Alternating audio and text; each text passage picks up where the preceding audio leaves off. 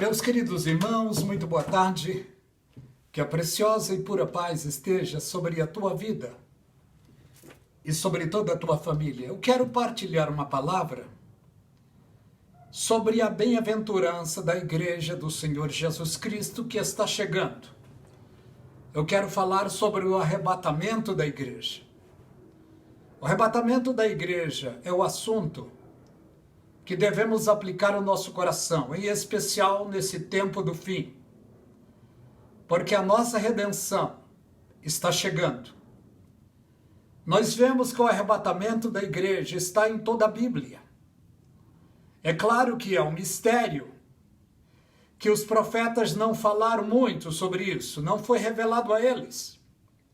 Mas o arrebatamento da igreja do Senhor Jesus Cristo já está codificada em várias partes na Bíblia Sagrada. Em especial no livro de Gênesis, o primeiro livro da Bíblia, capítulo 24. Eu te convido a vir comigo em uma breve meditação sobre a Igreja do Senhor Jesus Cristo. E quando eu estou falando Igreja do Senhor Jesus Cristo, eu não estou falando da minha igreja onde eu congrego na Assembleia de Deus, Ministério Paulistano. Não estou falando da Wesleyana, do Brasil para Cristo, da Deus e Amor, da Universal, da Cristã, da Metodista, da Presbiteriana. Eu não estou falando da minha igreja ou da sua. Eu estou falando da igreja de Jesus Cristo. Aquela que ele comprou pelo seu precioso e puro sangue. Já está lá no livro do Apocalipse, capítulo 5, verso 9 e 10, que ele comprou para Deus seres humanos, de todas as nações, tribos, povos e línguas. E para Deus ele os fez reis e sacerdotes. Louvado seja o nome do Senhor. Nós vamos analisar em Gênesis capítulo 24. Venha comigo. Mas antes eu conto com você. Dê um like nas mensagens, eu te convido. Dê um like nas mensagens, compartilhe as mensagens do canal A Voz do Atalaia.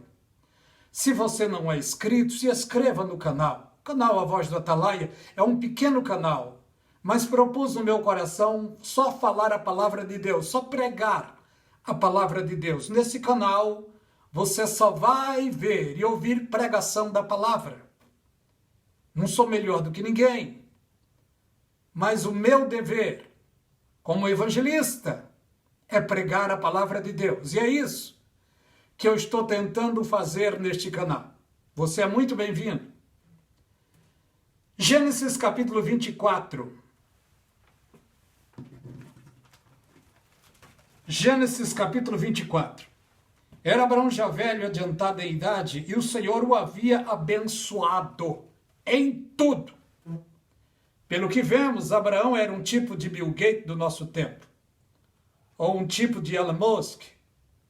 Deus tinha abençoado em tudo. Então ele era certamente, da época, o milionário. Você entendeu? Deus o havia abençoado em tudo. Ele disse a Abraão, seu servo. Abraão chamou o seu servo Eliezer, aquele o qual ele delegou todo o cuidado da sua casa, toda a sua riqueza para ele. Ele chamava-se Eliezer. E ele então disse para Eliezer: põe a tua mão debaixo da minha coxa para que tu faças jurar pelo Senhor Deus dos céus e da terra, que não tomarás para o meu filho mulher das filhas dos cananeus, mas no meio das quais eu habito. Que irás à minha terra e à minha parentela e tomará dali uma mulher para o meu filho. Ele tratou esse negócio com o seu servo. O seu servo Eliezer, então, chamou a comitiva. Pelo que analiso, o seu camelo e mais 9 camelos, certamente 9 moços da sua comitiva, e partiram para longe. Eu quero correr nessa mensagem para não ficar enfadonha. Eles partiram para longe. E quando eles iam indo, Eliezer ora a Deus, dizendo: ó Deus de meu senhor Abraão, prospera a minha viagem, me dá um bom encontro. Há de ser que entre as filhas do povo deste lugar, que sair às fontes para tirar água, aquela que me disser, tirarei água para ti e para os teus camelos, é esta. Ele fez essa oração e guardou no seu coração. Em pouco tempo, as moças saíram para tirar água das fontes. E uma se destacou e veio e ofereceu para ele água. E ela disse: tirarei também para ti, para os teus camelos. E ele, analisando consigo e vendo que Deus estava prosperando a sua viagem, ele guardou isso no seu coração. E ele então diz para ela: de quem és filha? Aí ela diz: de Betuel, que Deus deu a Naor. E ela então levou ele para a sua casa para recepcionar. Eliezer, então, chegando na casa dela, conversou com a sua família sobre o seu plano, sobre o que o Abraão pediu para ele fazer. E ela, ouvindo isso, guardava no seu coração. E certamente sonhava em ter um belo casamento, um casamento abençoado. Qual é a moça que não tem esse sonho? Conversou ele então com a família, até o ponto que falaram para ela: irás tu com este moço? E ela disse: irei. No momento em que ela disse irei, ela não tinha total noção da maior mudança que iria acontecer na vida dela. Porque Abraão era o mais rico do Oriente, certamente. Tinha um único filho, herdeiro de tudo. Amável, educado, ordeiro. E ela então disse: irei. Eliezer, no momento que ela disse irei, ele deu ordem aos seus moços e tinha nos camelos guardados riquezas e riquezas. Pegaram pratas, ouros, pedras preciosas certamente, e deram a Rebeca pulseiras, brincos, gargantilhas, tudo aquilo que a mulher gosta. Ela recebeu 9 tipos de presente quando ela disse irei.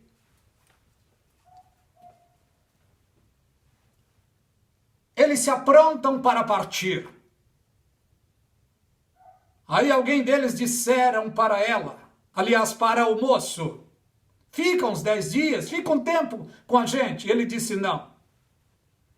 Precisamos partir. Rebeca, feliz da vida, sai com aquele moço e com a sua comitiva em direção à terra aonde Abraão e Isaque moravam, o lugar onde eles moravam. Em toda a trajetória, acredito que Eliezer cuidou dela, deu alimento na hora certa, protegia ela nas noites frias, nos dias de sol escaldante. Ela tinha a proteção de Eliezer. Dia após dia eles iam indo em viagem para o encontro de Isaque. E olha o que vemos aqui, é uma tipologia do arrebatamento da igreja. Abraão aqui é um tipo de Deus. Eliezer aqui é um tipo do Espírito Santo. Isaac, nesta passagem, é um tipo de Jesus Cristo. Os 9 camelos é uma tipologia dos 9 dons da igreja. Rebeca é uma tipologia da igreja que será arrebatada. Rebeca era uma moça pura, ordeira, hospitaleira, obediente aos pais. Uma moça que o seu sonho era se casar. E se casar com alguém ordeiro, obediente, educado. E o seu sonho estava para se cumprir. E um determinado tempo, ao longo da viagem, nas tardes, diz a Bíblia, que Isaac tinha um costume de vir ao campo para orar. E uma dessas tardes ela vê alguém lá longe. E ela disse para Eliezer: quem é aquele? E Eliezer disse: aquele é o filho do meu senhor. Imagine o coração dela. Pulsou de alegria. Chegando então perto, Eliezer entregou aquela moça ao filho de seu senhor, Abraão. Ela entregou a Isaac. Isaac então levou a sua noiva à casa de seu pai. E lá aconteceu o casamento e as festas maravilhosas. É exatamente o que Jesus Cristo veio fazer, aleluia, no mundo. Jesus Cristo veio para os seus, mas os seus não receberam. Está no Evangelho de João, capítulo 1, e o verso 11 e 12. Ele veio para o que era seu e os seus não receberam, mas todos quantos o receberam, Deus deu-lhes o direito de serem chamados filhos de Deus. Hoje, os filhos de Deus, que fazem parte da sua igreja, está sobre toda a face da terra. A igreja cresceu. Jesus, quando estava aqui, ele formou as bases da igreja, que são os 12 apóstolos. Mas ele precisou ir para a casa do Pai. E ele disse aos seus discípulos: ficai na cidade de Jerusalém até que do alto sejais revestidos de poder. Isso aconteceu 10 dias depois da sua partida. E Jesus estava já na casa do Pai, como ele está agora, na casa do Pai. O Pai, então, mandou o Espírito Santo no dia de Pentecostes com uma intenção máxima. A maior intenção de Deus, mandando o Espírito Santo, é para inaugurar a igreja e dirigir a igreja desde então. Porque Jesus Cristo já não estava mais aqui. Por isso ele disse aos seus discípulos: é necessário que eu vá, que se eu não for, o Consolador não virá. Mas quando eu for, rogarei ao Pai, e ele vos enviará outro Consolador. Esse Consolador, o precioso Espírito Santo, o Eliezer divino, que veio há 2000 anos atrás, para conduzir a noiva de Cristo até o encontro de Cristo. Esse encontro não aconteceu ainda, mas ele está dirigindo a noiva de Cristo na terra. Eliezer estava andando ao lado da noiva. O Eliezer espiritual não está no lado da noiva. Ele está dentro da noiva de Cristo. O dínamo glorioso e puro, que movimenta a noiva de Cristo ao encontro de Cristo, é o precioso Espírito Santo. O conselho para a noiva é este: não entristeçais o Espírito, pois é o qual estáis selados para o dia da redenção. A verdadeira noiva de Cristo que está na terra, ela já está selada para aquele grande encontro. A noiva de Cristo não é um ministério A, B, C ou D. A noiva de Cristo são pessoas, seres humanos, que resolveram aceitar Jesus Cristo e andar com Cristo através do seu Espírito até o encontro de Cristo além das nuvens. Olha o que vemos pela palavra de Deus. Nós vemos aqui, no livro de Isaías, capítulo 26 e o verso 20. Vai, pois, povo meu, entra nos teus quartos, fecha as tuas portas, até que passe a tormenta. Tem uma tormenta terrível para vir sobre esta terra. A igreja não vai passar por ela. Ela será livre dessa tormenta. Jesus Cristo já deixou dito lá no livro do Apocalipse, capítulo 3, 10 e 11, não me falha a memória. Guarda o que tem, para que ninguém tome a tua coroa. Mas em outras palavras está lá, assim como guardaste a palavra da minha paciência, também te guardarei da hora. Não é na hora, é da hora da tentação que há de vir sobre toda a terra.